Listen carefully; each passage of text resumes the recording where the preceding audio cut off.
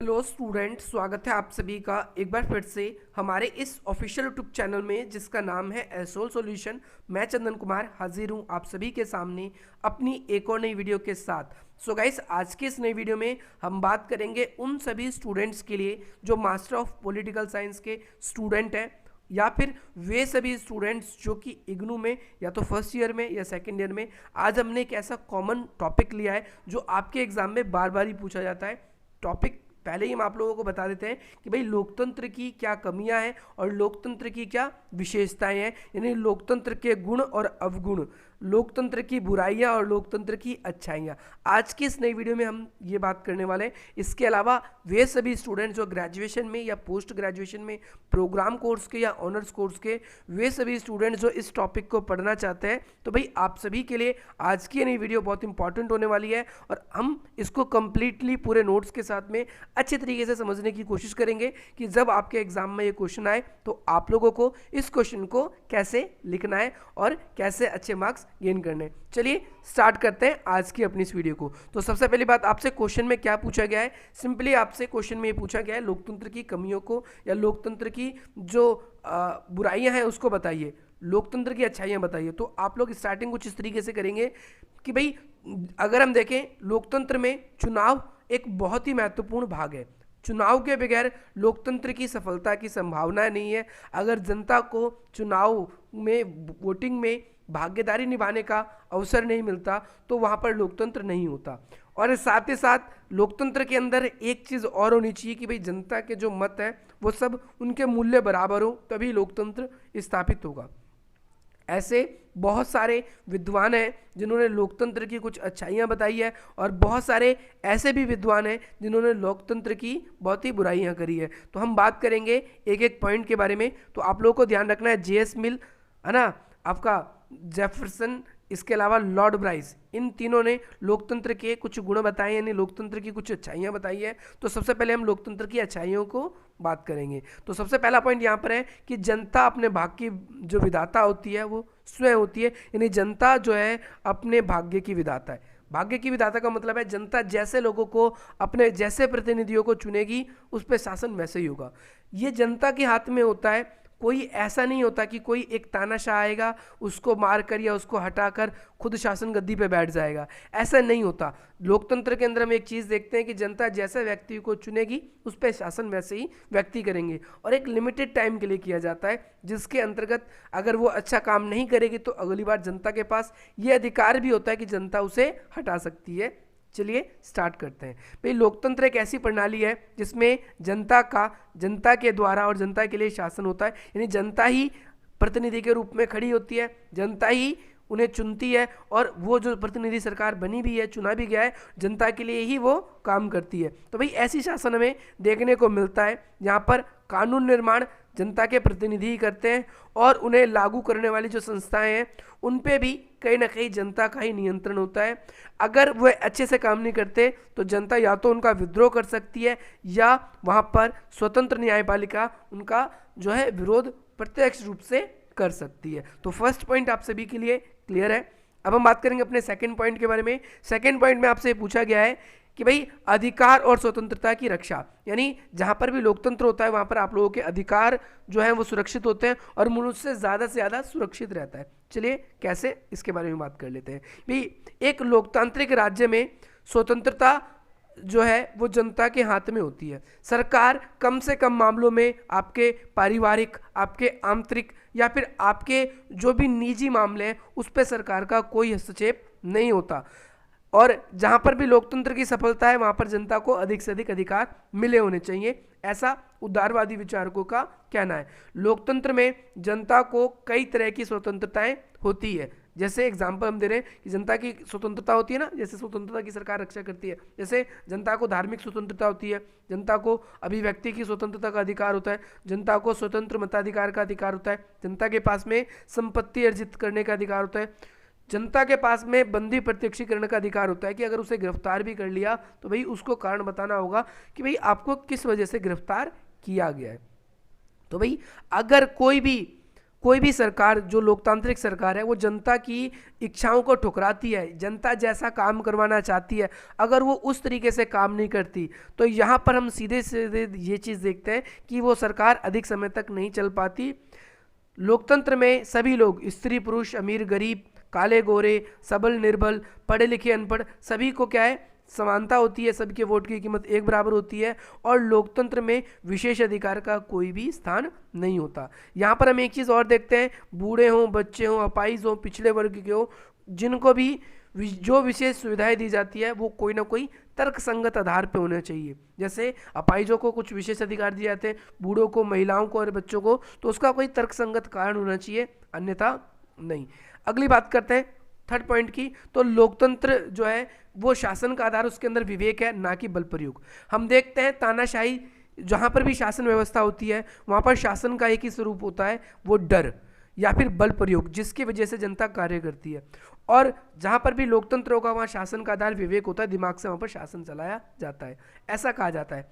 तानाशाही दमन और आतंक के शासन पर आधारित होती है, जैसे कि कम्युनिस्ट तानाशाह भी इसको हम कह सकते हैं, जहाँ पर बल प्रयोग अधिक होता है, जनता डर के हिसाब से काम करती है। इसके ठीक विपरीत जहाँ पर भी लोकतंत्र होता है वहाँ पर जनता के पास खुद अधिकार होते हैं, वहाँ की सैनिक, वहाँ के प्रशासनों को के ऊपर जनता का अधिकार होता है। अगर वो ठीक ढंग से कार्य नहीं करते तो लोकतंत्र में क्या है कि भाई उसको हटाने का भी अधिकार मिला होता है। लोकतंत्र की यह मान्यता यह है कि सभी निर्णय उचित वाद विवाद द्वारा लिए जाते हैं। लोकतंत्र में जितने भी निर्णय होते हैं वो वाद विवाद लिए जाते हैं, पर तानाशाही में ऐसा नहीं होता। तानाशाही में हम देखते हैं कि एक व्यक्ति जैसा कह देता है उसकी बात माननी पड़ती है, ना ही उसके अंदर कोई हिंसा होती है, खून खराब होता है, जनता अपनी इच्छा के अकॉर्डिंग इसको मान लेती है। कई बार तानाशाह क्या करते हैं, ऐसे नियम बना देते हैं डिक्टेटर्स कि भाई जनता उसका विरोध करती है, फिर भाई कत्ले आम होते हैं, भाई बहुत सारे लोगों की हत्याएं होती है, बहुत सारे लोगों को अपनी जान गंवानी पड़ती है।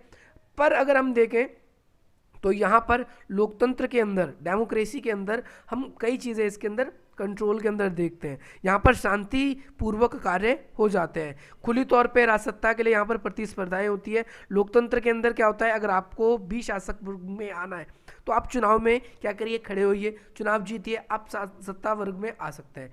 परंतु डिक्टेटरशिप में ऐसा नहीं होता, तानाशाह में ऐसा नहीं होता। आप उसको मार देते हैं, उसके फिर उसको उसके पद से हटा देते हैं, आप ऐसा अब करके अपनी शासन गद्दी पर बैठ सकते हैं। लेकिन अगर हम बात करें इसके अंदर आगे, तो भाई कोई भी राजनीतिक पार्टी अगर ढंग से कार्य नहीं करती लोकतंत्र के अंदर तो जनता उस पार्टी को ठुकरा सकती है और सरकार बदलने के लिए षड्यंत्र की इसमें आवश्यकता नहीं पड़ती। इसमें अगली बार जब भी चुनाव होंगे शांतिपूर्ण ढंग से आप उसे मत चुनिए, अपने आप ही वो लोग शासन गद्दी से हट जाएंगे। तो भाई ये पॉइंट आपका ये भी रहा। अब हम फोर्थ पॉइंट के बारे में बात करेंगे, जनता का राजनीतिक शिक्षण।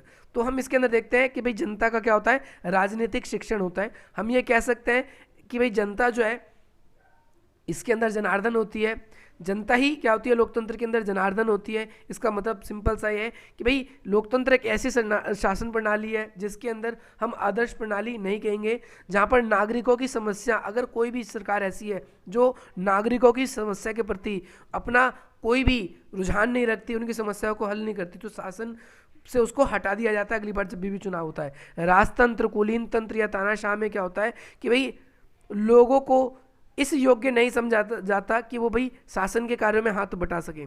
राजतंत्र में हम देखते हैं कि एक ही परिवार के वंशज बनते हैं, तानाशाह में वो व्यक्ति ही शासन की सारी बागडोर पे अपना नियंत्रण रखता है जो डिक्टेटर होता है। परंतु लोकतंत्र में ऐसा नहीं होता। लोकतंत्र में हम ये देखते हैं कि शासन के जो कार्य है वो सत्ता जो है वो अधिक से अधिक लोगों में बटी होती है, अधिक से अधिक लोगों में हाथों में बटा होता है ना। और लोकतंत्र में नागरिकों को विभिन्न राजनीतिक दलों को जानने का यहाँ पर क्या मिलता है, अवसर भी मिलता है। यहाँ पर लोकतंत्र के अंदर हम देखते हैं कि बहुत सारे राजनीतिक दल, कभी तो ये राजनीतिक पार्टी तो कभी ये राजनीतिक पार्टी अपनी भूमिका निभाती है। अगर कहीं तानाशाह है तो वहाँ पर जो विपक्ष होता है वो उसका विरोध नहीं कर पाता, जहाँ राजतंत्र है वो विपक्ष विरोध नहीं कर पाता। राजा की बात या जो तानाशाह की बात है वो सत्य है, वो न्याय है, ये मान लिया जाता है। परंतु लोकतंत्र में जो जनता है वो अपनी सरकार का विरोध भी कर सकती है, सरकार जो है उसके खिलाफ जो है कोई भी ऐसा कार्य नहीं कर सकती। इसके साथ साथ अगर हम देखें जनता का नैतिक विकास, जनता का नैतिक विकास का मतलब क्या है कि भाई जनता का यहाँ पर नैतिक विकास भी लोकतांत्रिक शासन व्यवस्था में हमें दिखाई देता है। जनता यानी लोकतंत्र जो है, लोकतंत्र में जनता ना केवल राजनीतिक उसका शिक्षण होता है बल्कि उसके चरित्रों का भी विकास होता है। एक राइटर है जिनका नाम है ए अप्पा दुरई, उन्होंने कहा है कि भाई लोकतंत्र की शासन प्रणाली में पूरी शासन की जिम्मेदारी जो है जनता के हाथों में आ पड़ती है। वो अब उससे उसकी बुद्धिमत्ता और आत्मनिर्भरता का उसमें विकास होता है। कैसे बुद्धिमत्ता या आत्मनिर्भरता का विकास होता है मैं आपको बताता हूँ कि जनता ने अगर गलत लोगों को चुना तो क्या है, उस पर गलत शासन होगा। तो ये जनता को पता होता है, इसीलिए जनता क्या करती है कि अपनी जो बुद्धिमत्ता है, जो अपनी आत्मनिर्भरता के उसके अंदर गुण आते हैं और वो इसी हिसाब से क्या करती है, ऐसे ही लोगों को चुनती है जो उसके लिए क्या करती है, अच्छे तरीके से कार्य करती है। तो आज आप सभी को ये भी क्लियर होगा, मुझे ऐसा लगता है। आगे बात करते हैं। भाई लोकतांत्रिक देशों में नागरिकों में उदारता और सहनशीलता का भाव उत्पन्न होता है, यानी जहाँ पर भी लोकतंत्र होता है वहाँ पर नागरिक एक दूसरे के प्रति उदार व्यवहार रखते हैं, सहनशीलता का भाव होता है। वहाँ पर हिंसा नहीं, बल्कि जो भी निर्णय होते हैं वो जो भी समस्याओं के निर्णय होते हैं वो बातचीत के आधार पर ढूंढे जाते हैं। तो भाई इट्स ऑल अबाउट, जो ये सब कुछ वो था जो लोकतंत्र की अच्छाइयों को, लोकतंत्र के बेहतर को या लोकतंत्र के गुणों को बताती है। अब हम बात करेंगे, अगर आपसे पेपर में क्वेश्चन नहीं आता है लोकतंत्र की आलोचना कीजिए, लोकतंत्र की बुराई कीजिए, लोकतंत्र की बुराइयों को बताइए, तो यही पॉइंट, या लोकतंत्र की कमियों को बताइए, तो आपको यही सारे पॉइंट्स आप लोगों को इसके अंदर बताने होंगे। तो चलिए स्टार्ट करते हैं। तो भाई लोकतंत्र की आलोचना, इसके बारे में बात करेंगे। तो लोकतंत्र की जो आलोचना है वो कभी भी कम नहीं रही। बहुत सारे ऐसे लोग रहे जिन्होंने लोकतंत्र की आलोचना करी है और हर एक ने अपने अपने ढंग से लोकतंत्र की आलोचना करने की कोशिश करी है। तो सबसे फर्स्ट पॉइंट आप सभी के सामने आ गया कि भाई लोकतंत्र में क्या देखते हैं,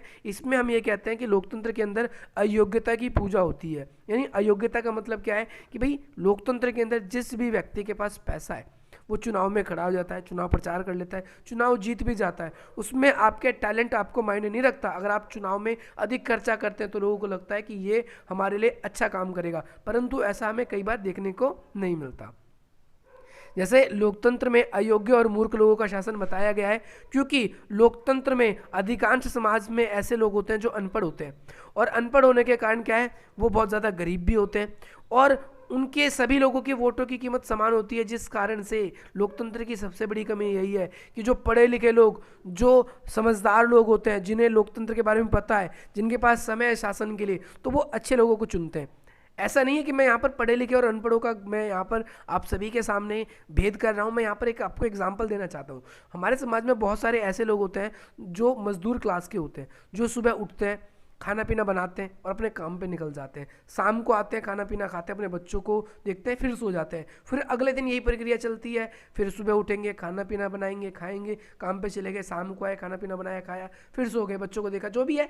तो इस तरीके से उनकी प्रक्रिया चलती रहती है, वो समाज से पूरी तरीके से कट जाते हैं। और जब कभी भी चुनाव होता है तो उनकी गरीबी का जो समझदार लोग, चतुर लोग जो है वो फ़ायदा उठाने की कोशिश करते हैं। जो अयोग्य लोग होते हैं वो उनको पैसे का लालच और चीज़ों का लालच देके उनके वोटों को खरीदने का प्रयास करते हैं।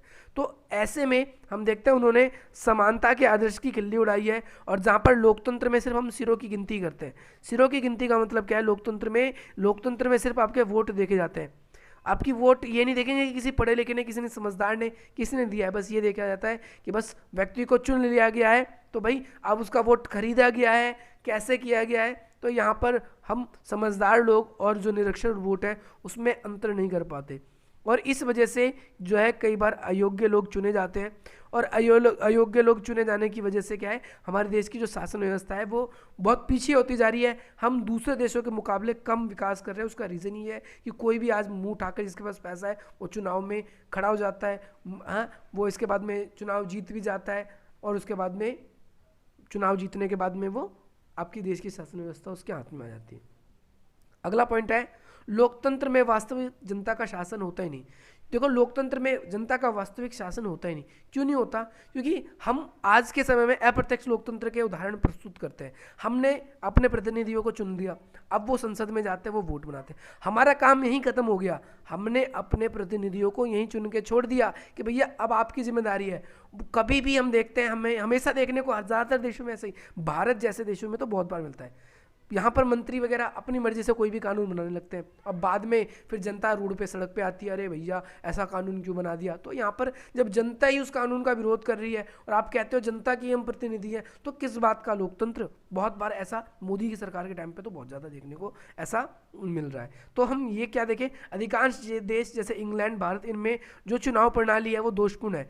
इसमें इस बात की कोई गारंटी नहीं दी जा सकती कि जो उम्मीदवार चुना गया है वो वास्तव में जनता का प्रतिनिधि कर भी रहा है कि नहीं। एक कॉन्सेप्ट ये भी है कि जो भी उम्मीदवार चुने जाते हैं कई बार वो जनता का प्रतिनिधित्व करते नहीं, सिर्फ वो अपना पेट भरने में ही लगे रहते हैं।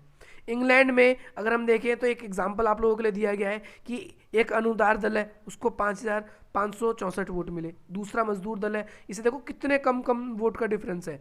तो मतलब जनता पूरी तरीके से किसी एक राजनीतिक पार्टी को चुनना ही नहीं चाहती। यहाँ पर ऐसे फलस्वरूप देखो कि सबसे ज़्यादा वोट इसको मिले तो भैया इसको चुन लिया। लेकिन अगर हम देखें तो क्या ये पूरी तरीके से जीतने योग्य थी? ये भी योग्य थी, हम ये कह सकते हैं, ये भी योग्य थी कह सकते हैं। तो इसमें हम देखते हैं जनता का सच में अच्छी तरीके से राजनीतिक शिक्षण हुआ ही नहीं, और यहाँ पर इस व्यवस्था को बहुत खराब व्यवस्था बताया जाता है। क्यों खराब व्यवस्था बताया जाता है? कि चुनाव के अंदर धन जो है, धन की शक्ति का बहुत ज़्यादा प्रयोग होता है, और उस धन की शक्ति ने राजनीति को दूषित कर दिया है। चुनाव से पहले बहुत ज़्यादा धन बर्बाद किया जाता है, चुनाव प्रचार किया जाता है, और चुनाव जीतने के बाद में फिर वही भ्रष्टाचारी नेता लोग उनसे अपनी जेब भरने पे लग जाते हैं।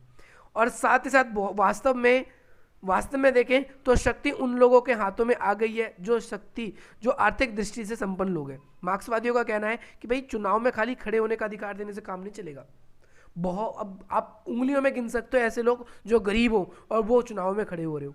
मार्क्सवादियों को कहना है कि भाई पूंजीवादी देश में पूंजीपति और जो अमीर लोग हैं, इन्होंने अपनी नीतियों को बनाए रखने के लिए ऐसे कठपुतलियों को सामने खड़ा करा है। वो अपने देखो कभी भी हम इसका एग्जाम्पल देख सकते हैं, जो भी सत्ता में होते हैं वो कभी भी अपने ऊपर आज तो इतनी गंदी राजनीति होने लगी है, अपने ऊपर कभी भी इनकम टैक्स की रेड अपनी पार्टियों पे कभी नहीं होती, दूसरी राजनीतिक पार्टियों पे भी रेड होनी शुरू हो जाती है। तो यहाँ पर हम देखें सरकारें जो हैं, जो भी सरकारें होती है वो सिर्फ अपने लोगों की रक्षा करती है, और साथ ही साथ वो क्या करती है, मार्क्सवादियों का ये भी मानना है कि भाई पूंजीवाद जब तक कायम है तब तक मताधिकार का कोई लाभ नहीं है। पूंजीवाद पहले खत्म करो, तब होगा कि अब ये सब एक बराबर है, अब वोट करिए, कोई भी चुनाव में खड़ा होइए जो उम्मीदवार या जो भी योग्यता रखता है। इसके बाद में ढीली और अकुशल शासन व्यवस्था।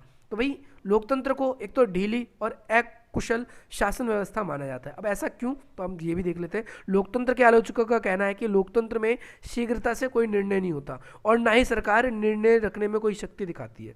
सरकार हर बार अपने वोट बैंक को बचाने के चक्कर में क्या करती है कि वो कठोरता से निर्णय लेती नहीं। लोकतंत्र में हमेशा हम देखें कि कोई भी निर्णय उसमें बहुत देरी होती है, क्योंकि उसमें सभी नेताओं की सहमति लेनी पड़ती है, और बहुत बार बहुत सारे नेता अपने आर्थिक स्वार्थ या अपने खुद के स्वार्थों की वजह से कई बार वो अपने निर्णय पार्टी या सरकार के देश हित अपने स्वार्थों को सामने रखते हैं, बाद में देश को रखते हैं। अगर हमें युद्ध का कोई भी कॉन्सेप्ट है, गोपनीयता का कोई कॉन्सेप्ट है, यानी फॉर एग्जांपल हमें दूसरे देशों में जासूसी करनी है, तो ऐसे समय में सबसे पहले निर्णय लो, एक नया मान के चलो हमें दूसरे देशों की जासूसी करने के लिए एक नया संगठन बनाना है, तो भैया पहले संसद में उसके लिए कानून बनाओ, उसके बाद में फिर संसद में सबकी अनुमति लो, अनुमति नहीं मिली तो वो कानून नहीं बन सकता। आज ज़रूरत है लेकिन वो लोग अनुमति नहीं दे रहे तो वो नहीं बन पाएगा। तो इस वजह से हम लोकतांत्रिक सरकारें देखते हैं कई बार क्या होती है, बहुत ही ज़्यादा हमें कमज़ोर दिखाई देती है। मुझे लगता है आपको ये कॉन्सेप्ट भी क्लियर हो गया होगा। चलिए अगले पॉइंट की ओर हम बढ़ते हैं। नेक्स्ट पॉइंट है कि भाई दलीय दोष और अस्थायी सरकारें, यानी लोकतंत्र के अंदर दलीय दोष है। कोई भी राजनीतिक पार्टी के जो भी उम्मीदवार है उसका पहली बात तो राजनीतिक पार्टी के प्रति कोई निष्ठा ही नहीं। भारत के अंदर तो बहुत ही गलत चीज़ है ये कि भाई अगर उसे चुनाव में अच्छी जगह से सीट नहीं मिला या उसे टिकट नहीं मिला तो वो क्या करता है, दूसरी राजनीतिक पार्टी उसे वही चीज़ ऑफर करती है तो फट से राजनीतिक पार्टी चेंज कर देता है, दूसरी जगह चला जाता है। तो हम कह सकते हैं हमारे राजनीतिक पार्टियों में बहुत सारे दलीय दोष हैं, बहुत सारे दल बदल की घटना देखने को मिली है जिसकी वजह से सरकारें गिर जाती है। सरकारें क्या होती है, गिर जाती है। लोकतंत्र के आलोचकों का कहना है कि लोकतंत्र में दलगत राजनीति के कारण बहुत ही ज़्यादा जनता की जो है वो संकुचित हो चुकी है। जनता जो है वो बहुत ज़्यादा कैसे हो चुकी है, वो संकुचित हो चुकी है। और संकुचित होने के कारण हम एक कॉन्सेप्ट ये भी देखते हैं कि अपनी पार्टी के प्रति उनकी कोई भी निष्ठा आज बची ही नहीं है। देखिए यहाँ पर देखिए हमने आप लोगों के लिए क्या क्या बताया कि लोकतंत्र में दलगत जो राजनीति के कारण नागरिकों का दृष्टिकोण भी बहुत संकुचित होता जा रहा है। वे केवल पहले अपने पार्टियों के हित सोचते हैं, पूरे देश की पार्टियों के बारे में नहीं सोचते या पूरे देश के हित के बारे में वो बिल्कुल भी नहीं। चीज़ भी नोट करते हैं कि भाई जब भी चुनाव होते हैं, चुनाव के समय में जो राजनीतिक पार्टियां होती है या जो राजनीतिक दल के जो उम्मीदवार होते हैं वो जनता को झूठे आश्वासन देते हैं। वो जनता को झूठा वादा करते हैं कि हम ये कर देंगे वो कर देंगे, और चुनाव जीतने के बाद में जब भी वो सत्ता में आ जाते हैं तो वो अपने अधिकारों का, अपनी सत्ता का अनुचित उपयोग करते, जनता की भलाई के लिए वो प्रयोग नहीं करते। यदि किसी देश में कोई राजनीतिक पार्टी हो या उसमें कोई भी पार्टी प्रभावित स्थिति में ना हो तो शासन में अस्थिरता रहती है। इसका मतलब सिंपल सा है, यदि देश में कोई पार्टी हो और उसमें कोई भी पार्टी स्थिरता में ना हो, स्थिति में ना हो, यानी फॉर एग्जांपल के तौर पे अगर हम देखें कि किसी भी पार्टी को बहुमत ना मिले तो वहाँ पर क्या होता है, बहुमत ना मिलने की वजह से अस्थिरता होती है, सरकारें गिर जाती है लोकतंत्र में। फॉर एग्जांपल किसी भी पार्टी को बहुमत नहीं मिला और सरकारें गिर जाती है, फिर दोबारा चुनाव कराओ, फिर सरकारें नहीं बनी तो फिर दोबारा चुनाव कराओ। ऐसे क्या है, देश का जो खर्च है, देश का जो राजकोष है वो चुनाव की वजह से खाली होता है। तो हमें लोकतंत्र को नहीं अपनाना चाहिए। बहुत सारे लोग ऐसे कहते हैं, जैसे एग्जाम्पल यहाँ पर आप सभी के सामने आया है कि भाई आए दिन सरकारें बदलती रहती है, चुनाव होते रहते हैं, तो इससे देश का खर्च बढ़ता है। जैसे 1989 में क्या हुआ, पहली बार ऐसा हुआ कि लोकसभा में किसी को भी बहुमत नहीं मिला। हुआ तो 1977 के इलेक्शन में भी था, वहाँ पर सरकार बन गई थी, जनता पार्टी ने अपनी सरकार बना ली थी। लेकिन 1989 से लेकर मई 2014 तक, जब तक मोदी सरकार को बहुमत नहीं मिला था, तब तक अगर हम देखें तो वहाँ पर किसी भी पार्टी को स्पष्ट बहुमत नहीं मिला। और इसकी वजह से क्या है, उनकी आपसी स्वार्थों की वजह से कई बार उनकी जो सरकारें हैं वो गिर जाती है, और सरकारें गिरने की वजह से वो जो है ठीक ढंग से, जिस तरीके से उसे काम करना चाहिए, वो उस तरीके से काम बिल्कुल भी नहीं कर पाती है। तो आप लोगों को ये भी ध्यान रखना है, इसका रीज़न क्या है, वो अपने स्वार्थ और अंतर विरोध के कारण ही होता है। अभी राजनीतिक दलों को बहुमत नहीं मिलने की वजह से क्या होता है, चुनाव खर्च ज़्यादा आता है, रचनात्मक कार्य नहीं हो पाते। समय आप लोगों को क्लियर हो गया होगा। दूसरा है समय और धन दोनों की हानि। लोकतंत्र के आलोचकों का ये कहना है, लास्ट पॉइंट है आप सभी के लिए, कि भाई जिस धन का उपयोग रचनात्मक कार्य यानी जनता की भलाई के लिए होना चाहिए, वो हमेशा चुनाव में बार बार इस पर खर्च होते रहते हैं, और जिसका कोई लाभ नहीं है। और स्पष्ट सी बात है, जो चुनाव में जो भी व्यक्ति जब इतना खर्चा करेगा तो भैया जब वो जीतेगा तो उन खर्चों को भाई सीधी सी बात है वसूलेगा भी। और देश में बहुत सारे, जब ये शासन गद्दी पे जब इनकी बागडोर आ जाती है, हम ये कह सकते हैं, जब ये शासन पर अपना नियंत्रण अच्छी तरीके से स्थापित कर लेते हैं तो ये दबाकर भ्रष्टाचार करते हैं, और दबाकर भ्रष्टाचार करने की वजह से क्या होता है, और ये अपने नाम का कोई भी जो केस है वो फायर ही नहीं होने देते, जिसकी वजह से जनता को हमेशा ये मूर्ख बनाते रहते हैं। साथ ही साथ एक बार चाहे एक दिन के लिए मुख्यमंत्री बन जाए, है ना, बन गए ना, तो इन्हें भत्ता मिलता रहता है। भत्ता मिलने की वजह से क्या है कि भाई इससे भत्ता मिलने की वजह से क्या है, सरकार जो है, सरकार के ऊपर या हमारे देश के ऊपर खर्च बढ़ जाता है। अब इनको आप सैलरी पूरे जो सैलरी है, जो भी भत्ता है इनका, उनको वो पे करते रहिए ज़िंदगी भर। तो इससे जनता जो है, जनता के लिए ही लॉस है। अगर हम देखें तो इसमें लॉस किसका है, जनता का ही लॉस है। तो इसीलिए हमें इस कॉन्सेप्ट को समझना होगा कि भाई लोकतंत्र की ये कमियां हैं और ये अच्छाइयाँ हैं। और मुझे ऐसा लगता है आज की इस नई वीडियो से आप लोगों को बहुत लाभ मिलेगा, और इसी प्रकार की इंटरेस्टिंग और बढ़िया वीडियोस पाने के लिए आप हमारी वीडियोस को लाइक करेंगे, चैनल को सब्सक्राइब करेंगे, और अधिक से अधिक मित्रों तक हमारे चैनल को शेयर करने का भी प्रयास करेंगे। चलिए गाइस, मिलते हैं हम आपसे अपनी अगली वीडियो में। अगर आप लोगों को वीडियो पसंद आई और आप इसी प्रकार की इंटरेस्टिंग वीडियोस चाहते हैं तो सब्सक्राइब करें। इंस्टाग्राम का लिंक हमारे डिस्क्रिप्शन बॉक्स में, आप उसे शेयर कर सकते हैं, फॉलो कर सकते हैं। और अगर आप लोगों का कोई भी डाउट है तो आप हमसे हमारे टेलीग्राम ग्रुप में पूछ सकते हैं, जिसका लिंक डिस्क्रिप्शन बॉक्स में है। चलिए गाइस, मिलता हूं आपसे अपनी अगली वीडियो में। जय हिंद, जय भारत।